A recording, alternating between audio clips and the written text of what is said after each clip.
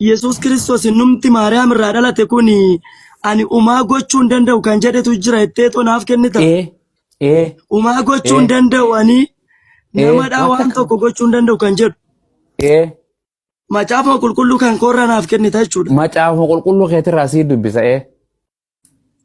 Islaama taatamoo pheenxee keessaa baata. Yoo inni iddoo sanatti akkas dubbate islaaman taanaaf kenna.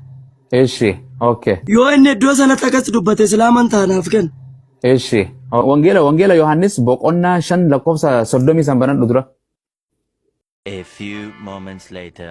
Yesus itti dabaleedha.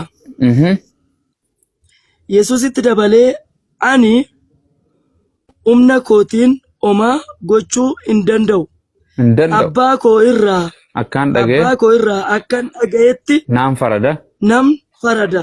Firdin ani faradus qajeelaadha. Anoo yaada koo duukaa bu'uu hin barbaadu. Yaada isa na ergee duukaan bu'a malee. Okay. Yesus waa gochuu hin danda'a jedhee moo waa gochuu hin danda'u jedhe? Yesus itti dabalee ani umaa gochuu hin danda'uudha. Ni hin danda'a jedhe moo hin danda'u jedhe? Umaa gochuu hin danda'uudha. Humaa jaase. Okay, kanaafuu maaf na diddaree islaamaan ta'a jette wangeela keetiin Yesus umaa gochuu hin danda'u jedheemi? Harka ilaati daftee harka ol fuudhinaan hin jedhin kaabbu. Miila ol fuudhin sin jedhaa duba. Rifatuun amma ka. Kiu jechuun amma ka.